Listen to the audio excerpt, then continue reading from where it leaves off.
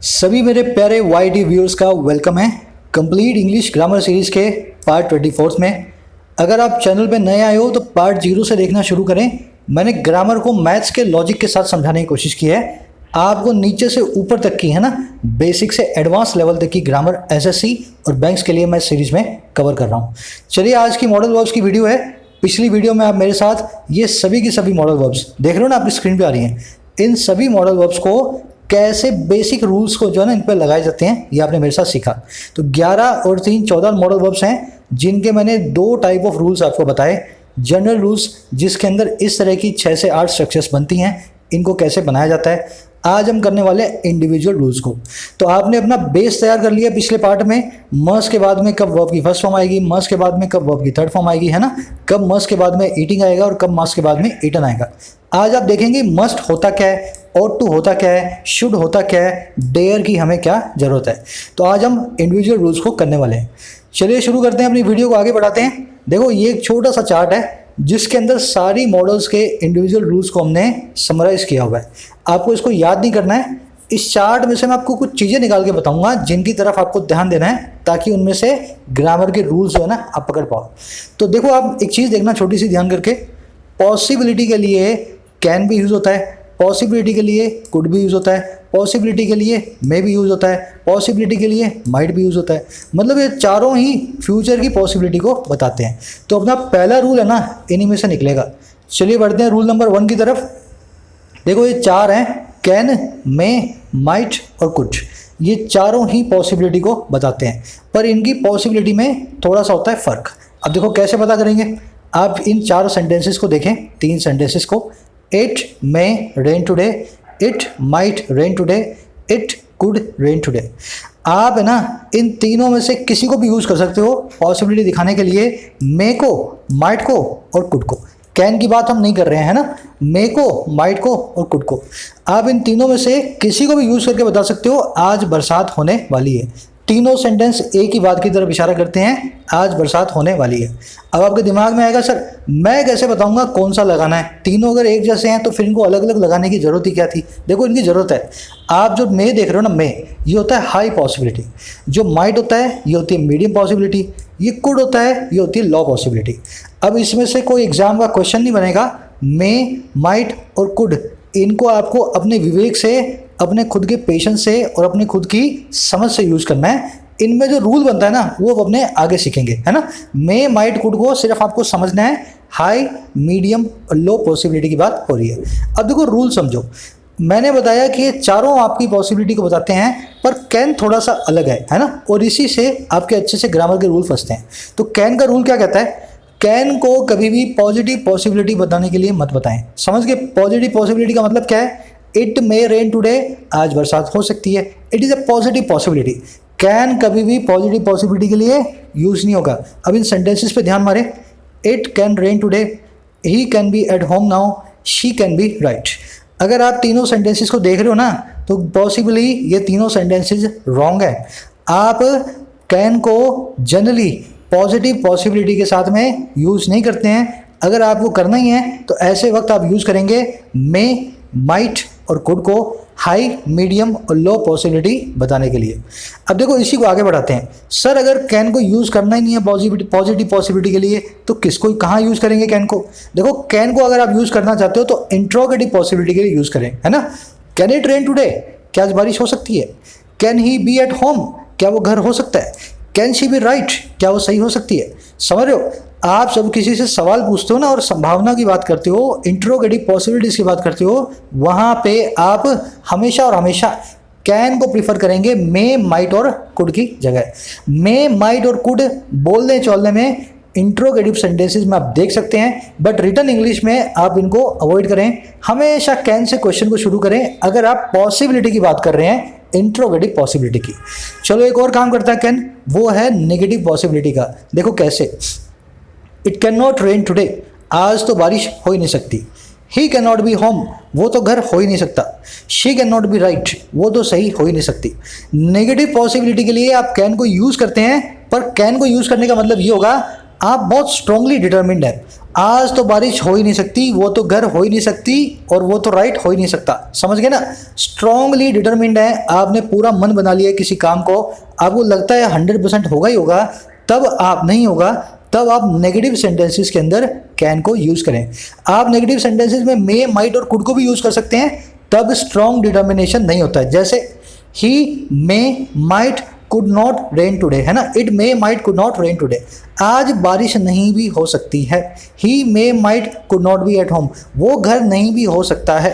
She may might could not be right, वो सही नहीं भी हो सकती है। अगर मैं इनकी जगह अभी कैन लगा दूँ तो आप पक्का डिटर्मिनेशन दिखाएंगे। अगर इन तीनों को यूज कर रहे हैं नेगेटिव पॉसिबिलिटी के अंदर, तब आप दिखा रहे हैं क्या? एक स्ट्रॉन्ग डिटर्मिनेशन की जगह एक वीक जो है ना पॉसिबिलिटी को। आई थिंक समझ गए होंगे। तो इंडिविजुअल रूल मॉडल्स का ये कहता है कैन जो है ना, कैन वो पॉसिबिलिटी के लिए थोड़ा अलग तरीके से यूज होती है। चलिए बढ़ते हैं अगले इंडिविजुअल रूल की तरफ। इसी वीडियो के लास्ट में क्विज है, मैं चाहता हूं आप में से एक एक लड़का और एक एक लड़की उस क्विज को सॉल्व करे।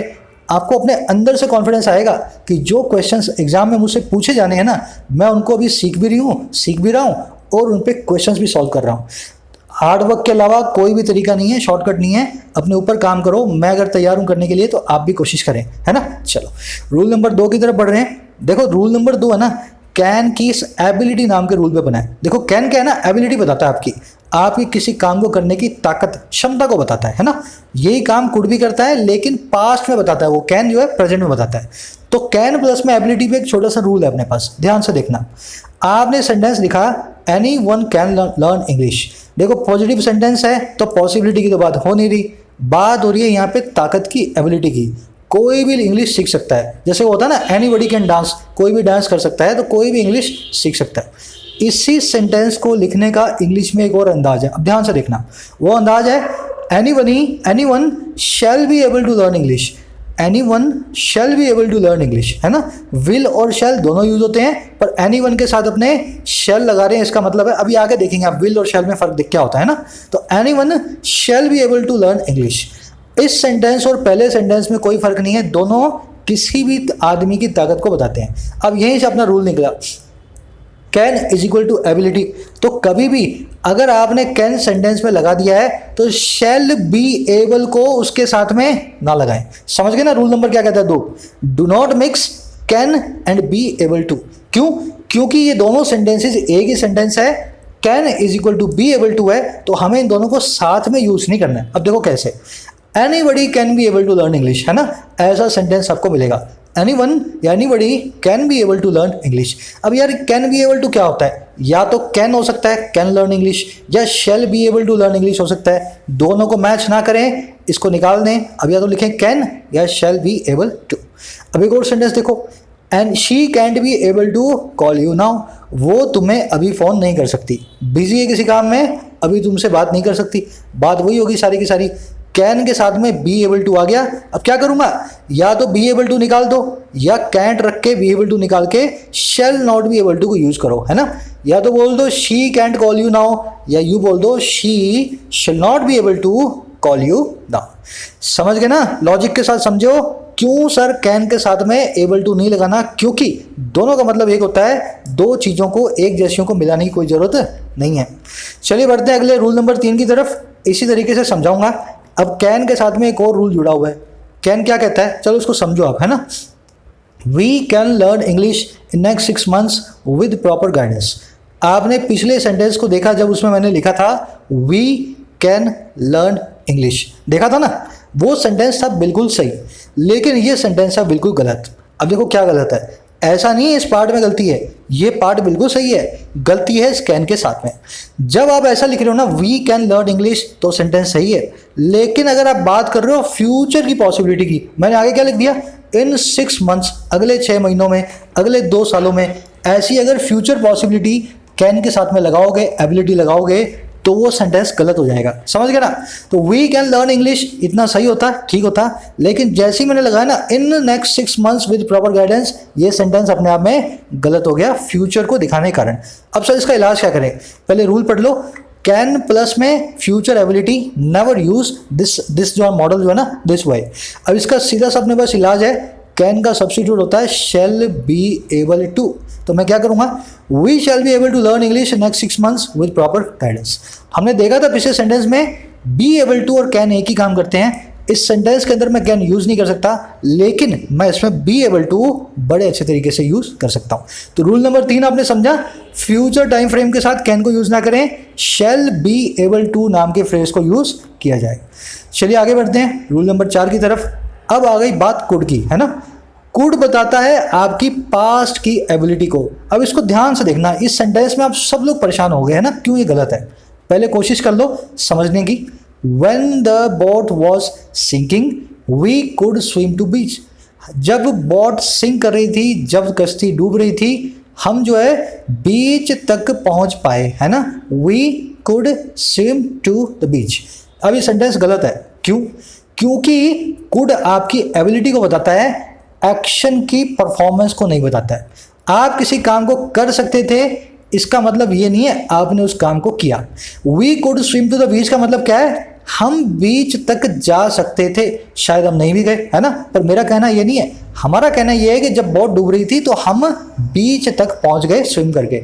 तो मुझे क्या करना है, फिर से वही बात, जब जब पास्ट के अंदर आप यूज कर रहे हैं कैन का कुड, आप पास्ट के अंदर एक्चुअल एक्शन को डिमॉन्स्ट्रेट करना चाहते हैं ना, एक्चुअल एग्जीक्यूशन ऑफ टास्क दिखाना चाहते हैं, तो कुड को यूज ना करें। तो अब क्या यूज करेंगे, इसकी जगह पे लिखेंगे we were able to swim to the beach. अब यहाँ शैल नहीं आएगा, वर आएगा, क्योंकि हम पास्ट की बात कर रहे हैं, वॉज वर को यूज किया जाता है। तो we were able to swim to the beach. अब इसी सेंटेंस को एक और तरीके से देखते हैं, when the boat was sinking we could not swim to the beach. अब देखो यहाँ पे आप बीच तक नहीं पहुंच पाए, चाहे तो आपकी ताकत नहीं थी या चाहे आपकी इच्छा नहीं थी, आप दोनों तरीके से समझ लो, आप बीच तक नहीं पहुंच पाए। नेगेटिव सेंटेंसेस के अंदर आप कुड को यूज कर सकते हैं और आप इसकी जगह पे वर नॉट एबल टू भी यूज कर सकते हैं, क्योंकि आप तो बीच तक पहुंचे ही नहीं। आपने चाहे तो आपकी कुड बता दिया आपने, है ना, चाहे तो हमारी ताकत नहीं थी, चाहे आपने बता दिया हम एबल नहीं थे। समझ गए ना। नेगेटिव सेंटेंस के अंदर कोई फर्क नहीं पड़ता, आप दोनों में से क्या यूज कर रहे हो, बिंदास कुड को यूज करो।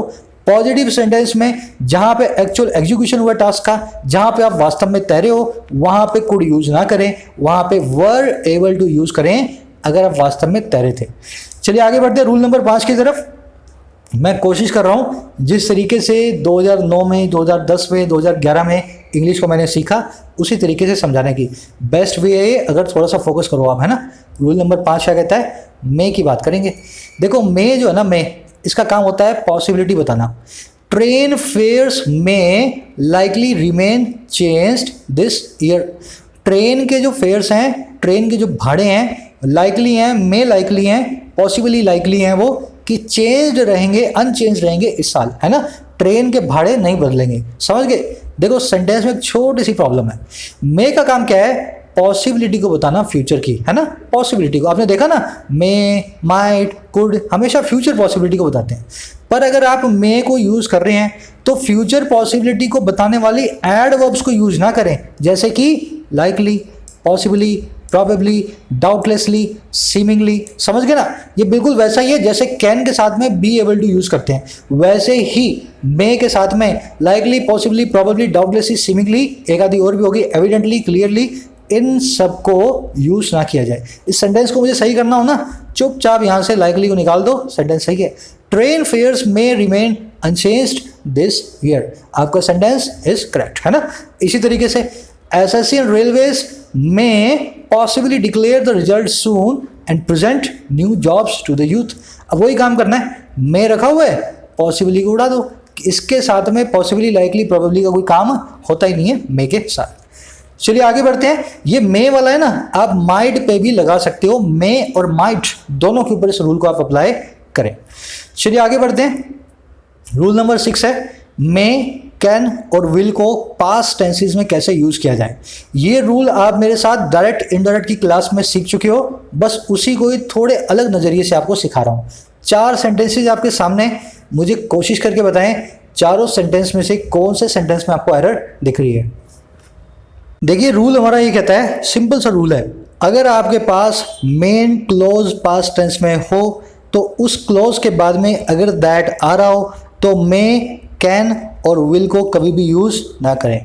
फिर सुन लो, अगर मेन क्लॉज पास्ट टेंस में हो, उसके बाद में दैट आ रहा हो, तो मे, कैन, विल को यूज ना करें। पहले मैं रूल बताता हूँ, फिर मैं बताऊंगा ऐसा क्यों बना है ना। पहले रूल समझ लो। आपके पास मेन क्लॉज किस में है? He told us. टोल्ड तो पास्ट फॉर्म होती है। वैसे the court ruled that, ruled भी वर्ब की सेकंड फॉर्म है, यहाँ पे यूज्ड टू भी वर्ब की सेकंड फॉर्म है, या आस्क्ड भी वर्ब की सेकंड फॉर्म है, मतलब पास्ट टेंस की बात हो रही है। अगर पास्ट टेंस की बात हो रही है, दैट लगा के नया क्लॉज शुरू हो रहा है, जैसे कि दैट के बाद यहाँ, दैट के बाद यहाँ, दैट के बाद यहाँ, है ना, नया क्लॉज शुरू हो रहा है, उसमें आप मे, कैन और विल का यूज ना करें। तो सर किसका यूज करेंगे? मे की जगह माइट का, कैन की जगह कुड का, विल और शैल की जगह वुड का, और शैल की जगह शुड का। विल और शैल की जगह मैं बता देता हूँ वुड कब यूज होगा, पहले एक बार देख लो। ही मे लीव द जॉब सून, उसने हमें ऐसे बताया कि वो नौकरी को बड़ी जल्दी छोड़ सकता है। अब मे की जगह क्या करूंगा? हटा दो और माइट लगा दो, he might leave the job soon. The court ruled, court ने ऐसा रूल किया, फैसला दिया। The government can not enforce the law, सरकार कोर्ट जो है लॉ को एनफोर्स नहीं कर सकती। कैन नॉट है, इसको कुड नॉट कर दो। My grandmother used to say that one day all of us will die, मेरी दादी ऐसा कहा करती थी, एक दिन हम सब डाई हो जाएंगे, मर जाएंगे। अब दैट के बाद में all of us will die नहीं, all of us would die. He asked his girlfriend if he shall buy her that ring, उसने अपनी गर्लफ्रेंड से पूछा कि क्या वो उसके लिए इस रिंग को बाय करे, क्या उसके लिए इस रिंग को लेकर के आए, है ना। अब इस शेल की जगह मैं यहाँ लगा दूंगा शुड को। आई थिंक समझ गए होंगे, सिंपल सा कॉन्सेप्ट है। अब ये होता क्यों है? क्योंकि मे की जो ना पास्ट फॉर्म वो माइट होती है, कैन की कुड होती है, विल की वुड होती है, शेल की शुड होती है। आपने मेरे साथ टेंसेस की वीडियो में देखा है, टेंस को कंटिन्यू रखा जाता है। अगर पास्ट टेंस में जो है ना आपका सेंटेंस शुरू हुआ है, तो उस सेंटेंस को आपको पास्ट में ही रखना है। अगर पास्ट में रखना है तो मे की पास्ट फॉर्म माइट, कैन को कुड, वुड को विल को वुड और शेल को शुड में चेंज करना पड़ेगा। समझ गए इस रूल को? सिंपल सा रूल है। अब इसमें एक देखने वाली चीज़ ये भी है, आप यही काम नरेशन के अंदर करते हो, डायरेक्ट इनडायरेक्ट टेंस के अंदर, है ना, सेंटेंस के अंदर। जब आपको डायरेक्ट से इनडायरेक्ट बनाना होता है तो आप अंदर may, might, can, could, will, would करते हो, है ना। ये वही वाला रूल है, उसको ही मैं आपको दूसरे तरीके से फिर से बता रहा हूँ। यहाँ पे देख लेना, विल और शेल दोनों की जगह वुड लगा हुआ है, यहाँ पे शेल की जगह शुड लगा हुआ है। ध्यान देना, अगर आपसे शेल इस तरह से यूज हो जिसमें किसी की इच्छा पूछी जा रही हो, उसने अपनी गर्लफ्रेंड से पूछा क्या तुम्हारे लिए रिंग बाय कर दूं, अगर ऐसा शेल आ रहा हो जिसमें इफ लगा हो, है ना, ऐसा शेल आ रहा हो, तो उस केस में शेल का शुड बनता है। अगर किसी से इच्छा नहीं पूछी जा रही है, विल आ रहा है और शेल आ रहा है, उन दोनों की जगह आप वुड को लगाएंगे। अभी विल और शेल हम आगे देखेंगे 7वें 8वें रूल के अंदर, वहां बच्चे समझ जाएंगे। चलो आगे बढ़ते हैं, इसको नोट कर लेना, मोस्ट इंपॉर्टेंट रूल यही है, पास्ट ऑफ मे, कैन और विल। चलिए रूल नंबर 7 है, मैंने आपको बताया रिक्वेस्ट। देखो रिक्वेस्ट ये भी करता है वुड, रिक्वेस्ट ये भी करता है कैन, रिक्वेस्ट ये भी करता है कुड, तीनों ही रिक्वेस्ट करने के काम आते हैं। अब इन तीनों में फर्क क्या है, ध्यान से देखो। देखो, can you bring a glass of water for me, या कुड यू ब्रिंग, या would you bring a glass of water for me, तीनों का मतलब एक ही है। सिर्फ और सिर्फ फर्क इतना है, कैन बोलेंगे अपने से छोटे को, या ऐसे अपने किसी से बराबर वाले को जिससे आप इनफॉर्मली बोल सकते हैं, है ना। आपका कोई कुलीग है, आपका दोस्त है ना, उसके लिए आप बोल सकते हैं। कुड बोलेंगे बहुत ही पोलाइट फॉर्म में, और वुड बोलेंगे बहुत ही पोलाइट फॉर्म में। अब दोनों में फर्क क्या है? कुड है फॉर्मल फॉर्म और वुड है हाईली फॉर्मल। वुड को आप यूज करेंगे नॉवल लिखते हुए किताब के अंदर, और कुड को आप यूज करेंगे जब किसी अनजान आदमी से आप रिक्वेस्ट करते हो पोलाइट फॉर्म के अंदर, है ना। बोलने में कुड यूज करें, लिखने में वुड यूज करें, और कैन को तो आपको जैसे यूज करना कर देना, बस अपने से बड़े को मत बोलना, अपने छोटे या बराबर वाले को यूज करें। समझ गए ना। तो इसमें देखो कोई ग्रामर रूल नहीं है, ये जो है ना ज़्यादा कनेक्टेड है आपकी स्पीकिंग स्किल से। कैन, कुड और वुड तीनों से ही रिक्वेस्ट की जा सकती है, बस इनमें थोड़ा सा फर्क है। चलिए रूल नंबर 8 की तरफ बढ़ेंगे। ये दूसरा सबसे इंपॉर्टेंट रूल है, यूज्ड टू वाला, है ना, यूज्ड टू। एक काम कर लेना, मुझे इन चारों सेंटेंस के अंदर अगर एरर दिखती है तो पहले आप बताओ, फिर मैं इस रूल को समझाऊंगा, एक बार में समझ आ जाएगा आपको। देखो रूल सिंपल सा है, यूज टू 3 तरीके से यूज होता है, as a modal verb, as adjective और एज अ मेन वर्ब। अब देखो भारी भारी बातें हो गई है ना, modal verb, adjective, main verb कैसे पता करेंगे सर हम? बहुत सिंपल है, पहले समझ लो ये 3 तरीके से यूज होता है तो उसका मतलब क्या होता है, फिर मैं आइडेंटिफाई करना सिखाता हूँ। यूज टू जब मॉडल वर्ब होगा, इसका मतलब होगा एक पास्ट हैबिट की बात कर रहे हैं, पुरानी आदत की बात कर रहे हैं, है ना। इससे पहले कोई भी फैमिली वर्ब नहीं आ रही होगी, ना इज आ रहा होगा, ना आर आ रहा होगा, ना एम आ रहा होगा, ना वॉज आ रहा होगा, ना वर आ रहा होगा, ना बी आ रहा होगा, ना बीन आ रहा होगा। समझ गए ना मेरी बात को? यूज टू अकेला आ रहा होगा, जैसे फर्स्ट सेंटेंस में देखो हमेशा एक पास्ट हैबिट को बताएगा। इसके बाद में यूज टू के बाद वर्ब का बेयर इन्फिनिटिव यूज करें, वर्ब की फर्स्ट फॉर्म बिना एस या एस के। फर्स्ट सेंटेंस देखो, he use to sleep late in the night. क्या हो रहा है यहाँ पे? पास्ट हैबिट की बात हो रही है, क्योंकि यूज टू से पहले is am are was were be be नहीं, कुछ भी नहीं आ रहा है ना। तो मैं क्या बोलूंगा? He use to sleep late in night, मतलब वो रात में देरी से ना लेट सोया करता था। समझ गए ना? तो मैं यहाँ पे बेयर इन्फिनिटिव यूज करूंगा, सेंटेंस सही है। अगर यूज टू से पहले एडजेक्टिव बनना, इसको बनाना हो, इससे पहले अगर बी फैमिली फॉर्म आ रही हो, जैसे यहाँ पे वर आ रहा है, यहाँ पे इज आ रहा है, तो आपको डिसाइड करना है ना। अगर वो एडजेक्टिव है तो नाउन या जीरंड लगाएंगे, इसके बाद वर्ब की आईएनजी फॉर्म लगाएंगे या नाउन लगाएंगे। अगर वो एडजेक्टिव नहीं है, मेन वर्ब है, तो आप उसके बाद पैसिव वॉइस बनाएंगे, है ना, वर्ब का बेयर इन्फिनिटिव यूज करेंगे। अब इसको पता करने का सिंपल सा तरीका है अपने पास, है ना। ध्यान से देखो, आप देखो पहला वाला सेंटेंस तो समझ गए ना, इसको मैं साफ कर देता हूँ। He use to sleep late in the night, यहाँ पे पास्ट हैबिट की बात हो रही है, स्लीप बिल्कुल सही है, नो एरर। अब दूसरा देखो, the police were used to disperse the crowd. Police जो थे उनको यूज किया गया, इस्तेमाल में लिया गया क्राउड को डिस्पर्स करने के लिए। क्राउड था, बहुत भीड़ थी, पुलिस को बुलाया गया, पुलिस ने मारा, डंडे मारे, क्राउड जो डिस्पर्स हो गया। डिस्पर्स करना मतलब इधर उधर फैला देना, छितरा देना।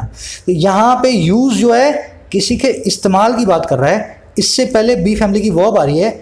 ऐसे किस्से में यूज एक मेन वर्ब का काम करता है, पैसिव वॉइस का सेंटेंस है, टू के बाद में बेयर इन्फिनिटिव आएगा, डिस्पर्स बिल्कुल सही है। समझ गए ना?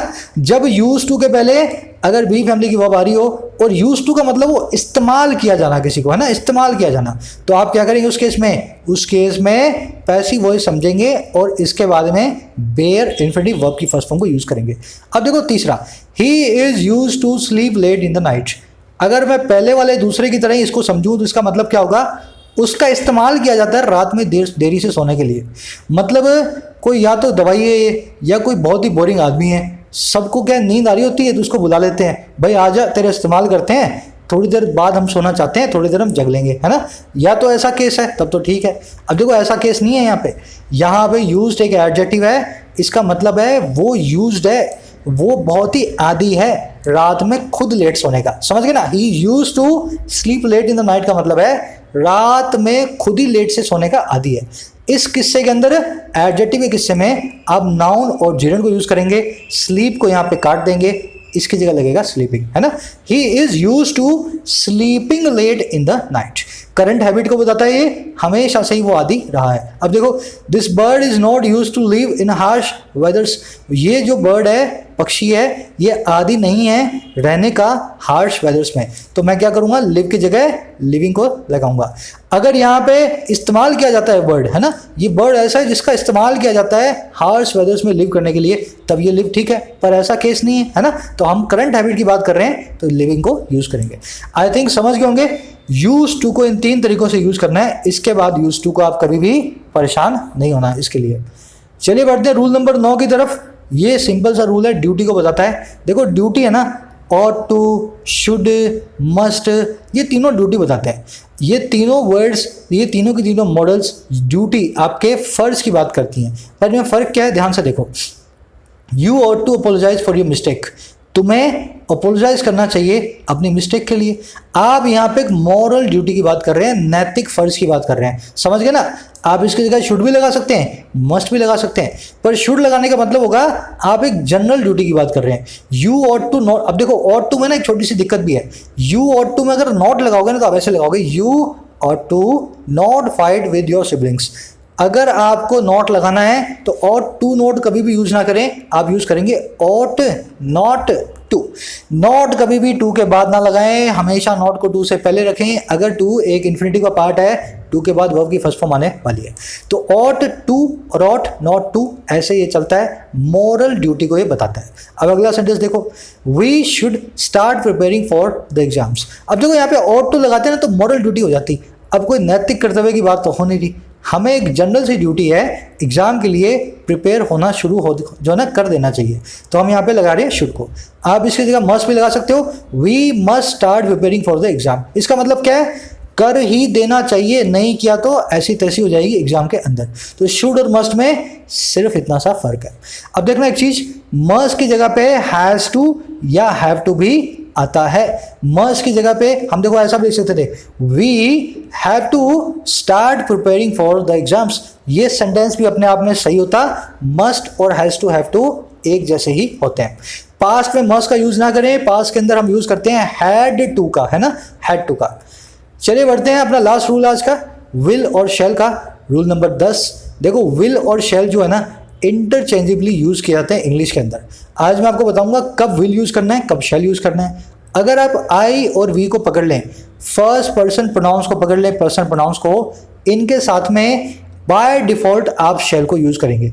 और अगर इनके साथ में आपने विल यूज किया तो इसका मतलब क्या होगा, आप या तो प्रॉमिस कर रहे हैं या धमकी दे रहे हैं या अपने डिटर्मिनेशन, अपने संकल्प को बता रहे हैं। जैसे I will take admission in the college, I shall take admission in the college.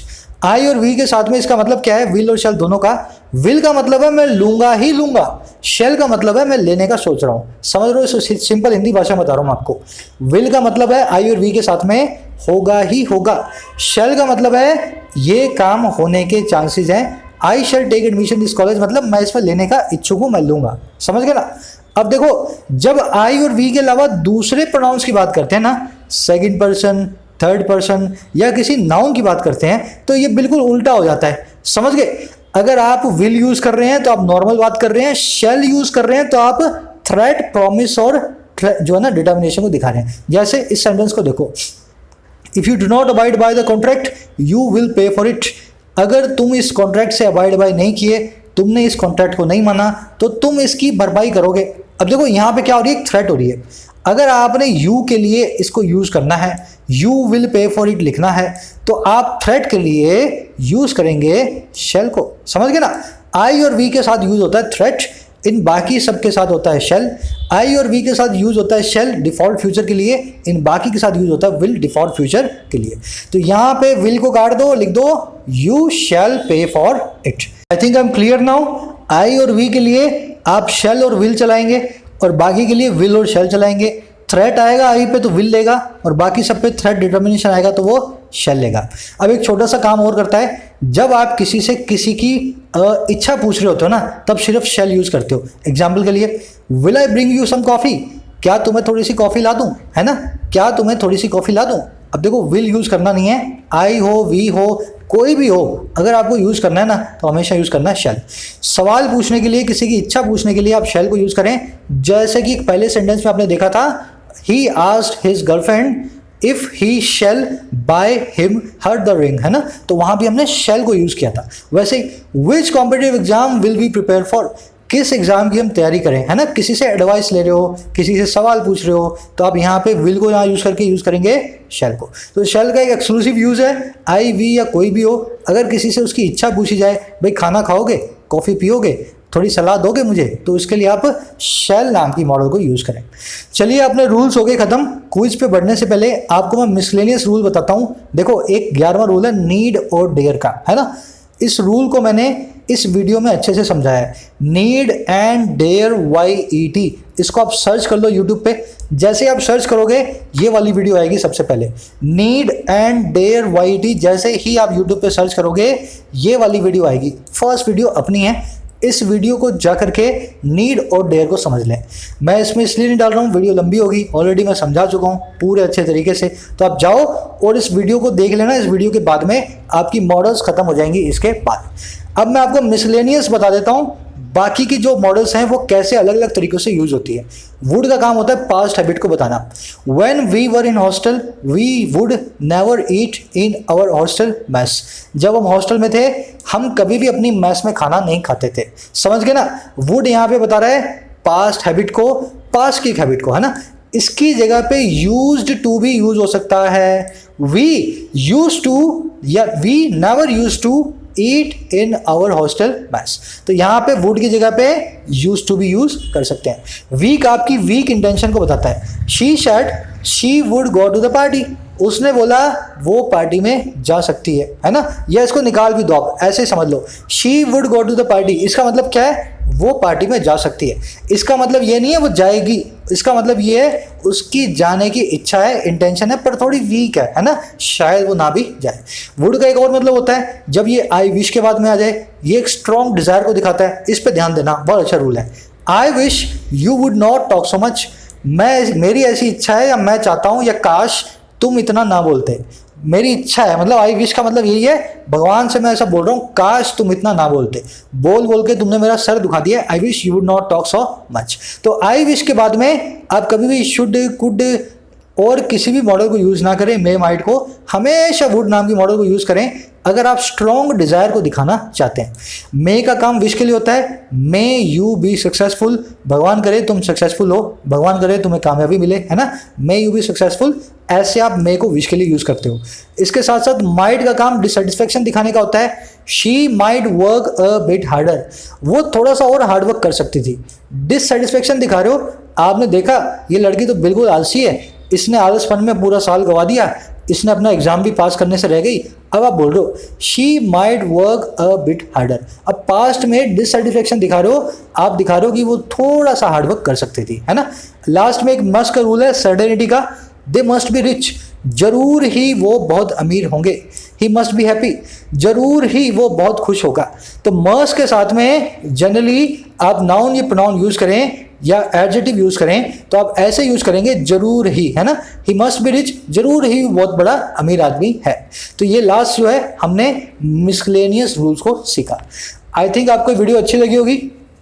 देखो इस वीडियो को आप, है ना, एक बार प्ले करो, 2 बार प्ले करो, उसके बाद आप किसी भी किताब को उठाना। आपको मैं हैरत अंगेज बात बताता हूँ, आप चाहे प्लिंथ टू पैरामाउंट उठा लो, चाहे आप मिरर ऑफ एरर्स उठा लो, चाहे एस.वी. बख्शी उठा लो, चाहे आप रन एंड मार्टिन उठा लो, आप सबके क्वेश्चन इजीली सॉल्व कर दोगे।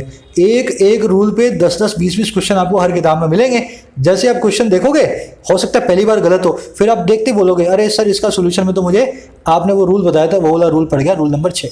तो ये पूरी मॉडल्स आ गई इन 12 रूल्स के अंदर। I hope you like this video.